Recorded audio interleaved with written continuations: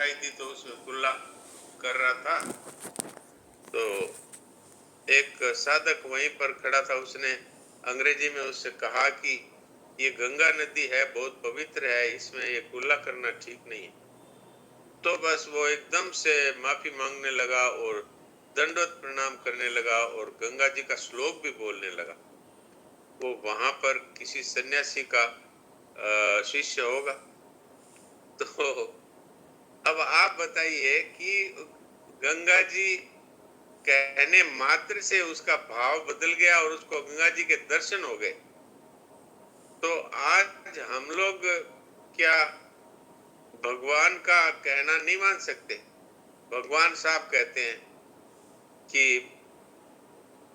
जो सब कुछ वासुदेव है, इस प्रकार से जो भक्त मेरे शरणागत हो जाता है वो ज्ञानवान सबसे श्रेष्ठ है। और अनेक जन्मों के अंत के अर्थात इस मनुष्य जन्म में ऐसा अनुभव करने वाला अत्यंत दुर्लभ महात्मा है। तो बात तो इसमें इतनी है ना जितनी उस अंग्रेज को गंगा जी की प्राप्ति में हुई। वो क्या हमको सब परमात्मा है इस बात के लिए क्या कुछ अभ्यास करना पड़ेगा? उस अंग्रेज को कोई अभ्यास नहीं करना पड़ा, न उसको कोई समय लगा, वर्षों तक की तपस्या नहीं करनी पड़ी, तत्काल ही उसको गंगा जी के दर्शन होने लगे। तो हम लोगों को अगर हम भगवान के वचनों पर और महापुरुषों के वचनों पर और गीता जी पर यदि हम विश्वास करके और तत्काल ही भगवते नमः इस तरह सबको भगवान समझ करके मन ही मन अथवा साक्षात रूप से प्रणाम करें तो इसमें देरी का तो कोई काम है नहीं। अब ये बात है कि हमारे मन में कितनी तीव्र अभिलाषा है परमात्मा की प्राप्ति की, इस बात पर ही निर्भर करता है। नहीं तो कह भी दिया और सुन भी लिया और फिर बात जो की तो ही रही। तो ये बात मुझे याद आ गई कि सुदुर्लभ महात्मा बनने में इतना ही समय लगता है। इसमें कोई ये ना सोचे मैं मेरे इतने पाप किए हुए हैं, मेरा स्वभाव में सात्विकता नहीं रही, ये सब मत सोचे, क्योंकि ये भगवत वाणी और भगवत सन्मुखता के सामने ये कुछ भी नहीं टिकता। सन्मुख हो जीव हो जब ही जन्म कोटि अगनाशी तभी। हमें तो इसी जन्म के ही पूरे याद नहीं है पाप। वो तो भगवान तो इसके लिए तैयार है कि अनंत जन्मों के पाप एक क्षण में ही नष्ट कर देते हैं।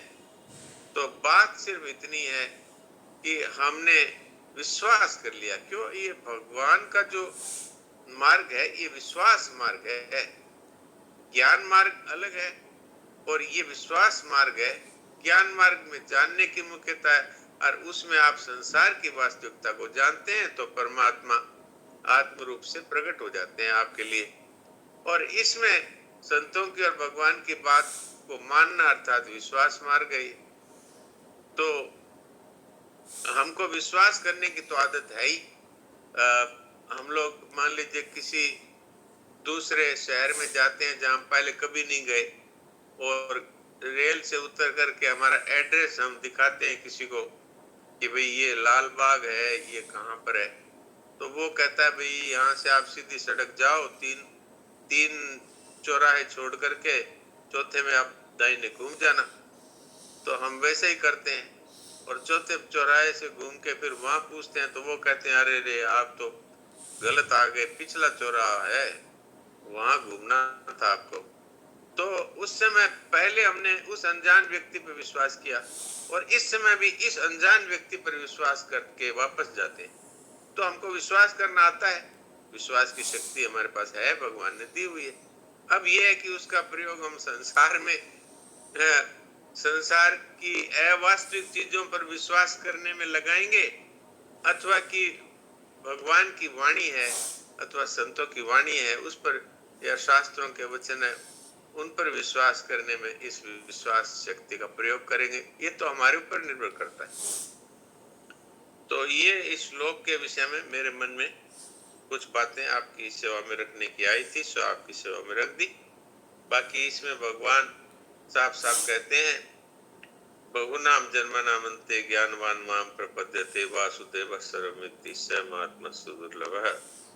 बहुत जन्मों के अंतिम जन्म में अर्थात इस मनुष्य जन्म में सब कुछ परमात्मा ही है। इस प्रकार जो ज्ञानवान, भगवान इसको ज्ञानवान कहते हैं, यानी ये अल्टीमेट ज्ञान है, इससे ये चरम ज्ञान है, इससे बढ़कर कोई ज्ञान नहीं। इस तरह से मेरे शरण हो जाता है वह महात्मा अत्यंत दुर्लभ है।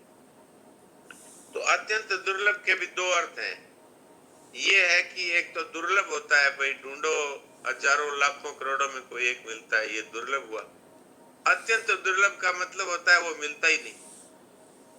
क्यों नहीं मिलता? कि जब सब कुछ वासुदेव है तो वो अलग कहाँ रहेगा, वो तो वासुदेव स्वरूप ही हो गया, तो वो मिलता ही नहीं, इसलिए वो अत्यंत दुर्लभ है। और महाराज जी ने तो इसमें बहुत सारी बातें लिखी है कि भगवान की तरफ से ये मनुष्य मात्र का अंतिम जन्म है, क्योंकि भगवान का संकल्प है कि मेरे दिए हुए शरीर से इस बार ये अपना कल्याण करेगा। तो यदि अपना कोई संकल्प अर्थात कामना न रख करके और केवल भगवान के बताए हुए रास्ते पर चलें, तो एक तरह से हम निमित्त मात्र होकर के भी भगवत प्राप्ति कर सकते हैं। और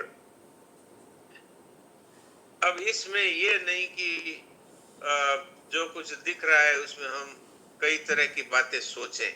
वहां तो भगवान के वचनों पर ही विश्वास है कि चाहे वो पेड़ है, चाहे वो पशु है, चाहे वो पक्षी है, चाहे वो मनुष्य है, चाहे भले ये पहाड़ पत्थर, ये मकान, चाहे ये कुर्सी मेज, कुछ भी है, सब कुछ भगवान ही बने हैं।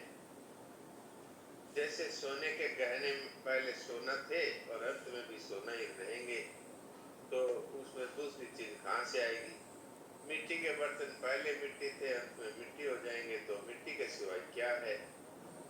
इसी तरह वो चीनी के बने हुए खिलौनों की बात भी कही है, चाहे वो दिखने में कैसे ही दिखे, लेकिन है कुछ केवल चीनी।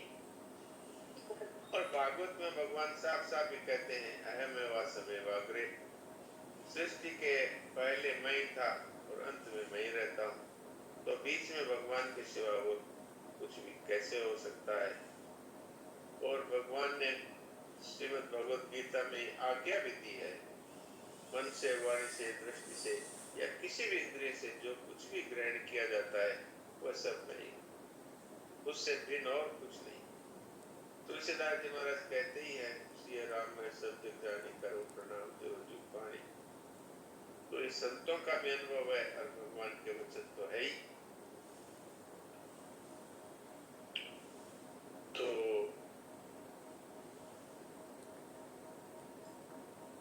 विशेष बात तो यही है, बाकी तो बहुत सारी बातें आपने भी सुनी है।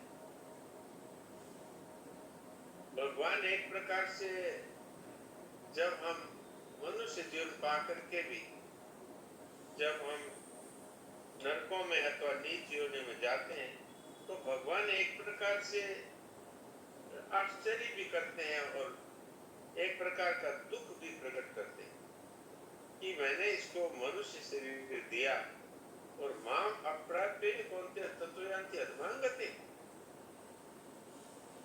और अप्राप्य माम निवर्तन्ते मृत्यु संसार वर्तमनि, ये मुझे प्राप्त किए बिना फिर इस मृत्यु रूप संसार सागर में भटकने के लिए तैयार हो गया। तो एक प्रकार से भगवान ये सोचते हैं कि मैंने इसको एक व्यतिक्रम से इसको मनुष्य शरीर दिया था, आउट ऑफ द कृपा करके, और इसने तो उसको खो दिया। तो भगवान उनको अल्पमेधसाम कहते हैं, तुच्छ बुद्धि वाले। और जो स्वर्ग की प्राप्ति करना चाहते